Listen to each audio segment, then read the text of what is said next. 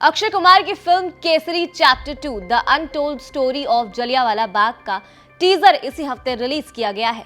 इसमें भारत के इतिहास के सबसे बड़े नरसंहार जलियांवाला बाग के बाद की घटनाओं को दिखाया गया है। फिल्म में अक्षय कुमार ने सर सी शंकरन नायर की भूमिका निभाई है, लेकिन आखिर ये शंकरन नायर थे कौन?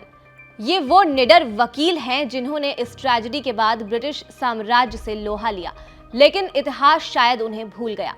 वहीं ब्रिटिश सरकार भी आज तक इस नरसंहार को लेकर एक माफी तक नहीं मांग पाई। ब्रिटिश सरकार को तो छोड़िए, भारत सरकार शंकरन नायर के जज्बे को भी भूल गई और एक अवार्ड तक उनके नाम नहीं हुआ।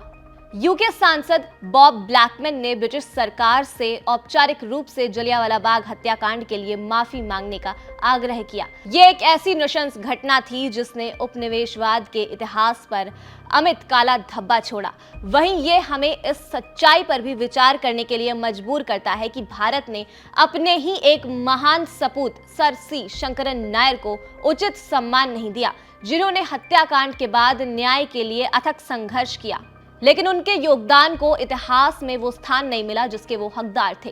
13 अप्रैल 1919 को जलियांवाला बाग में हुए नरसंहार ने उनकी सोच और दिशा को पूरी तरह से बदल दिया। जब जनरल डायर के आदेश पर सैकड़ों निहत्थे भारतीयों को निर्ममता से गोलियों से भून दिया गया, तो नायर ने चुप रहने के बजाय इस अन्याय के खिलाफ आवाज उठाने का फैसला किया।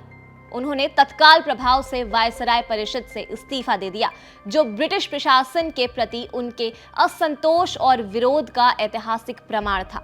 लेकिन उनका संघर्ष यहीं नहीं रुका। उन्होंने ब्रिटिश शासन की क्रूरता को दुनिया के सामने लाने के लिए गांधी एंड एक्नॉर्की नामक एक पुस्तक लिखी, जिसमें उन्होंने न केवल ब्रिटिश नीतियों की कठोर आलोचना की, बल्कि उनकी बर्बरता को भी उजागर किया। उनके इस निर्भीक कदम के कारण ब्रिटिश सरकार ने उनके खिलाफ लंदन में मानहानि का मुकदमा दायर कर दिया, जिसे नायर ने पूरी ताकत और साहस से लड़ा। भले ही शंकरन नायर ने भारत के स्वतंत्रता संग्राम में बेहद अहम भूमिका निभाई हो, लेकिन उनकी विरासत को इतिहास के पन्नों में वो जगह नहीं मिली जिसके वो हकदार थे। जहां महात्मा गांधी, नेताजी सुभाष चंद्र बोस और अन्य स्वतंत्रता सेनानियों को भरपूर सम्मान दिया गया, वहीं नायर की निडरता और ब्रिटिश शासन के खिलाफ उनके सशक्त संघर्ष को उतनी प्रमुखता नहीं मिली। ब्रिटिश सरकार से माफी की मांग अतीत के अन्याय को स्वीकार करने की दिशा में एक महत्वपूर्ण कदम है, लेकिन भारत के लिए सबसे बड़ी श्रद्धांजलि यही होगी कि वो अपने इतिहास के नायक को उचित सम्मान दे।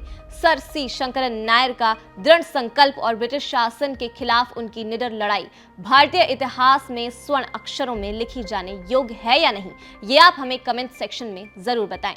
और अक्षय कुमार की इस किरदार की चॉइस के बारे में आप क्या सोचते हैं, ये भी जरूर बताएं। और देखते रहें एबीपी लाइव।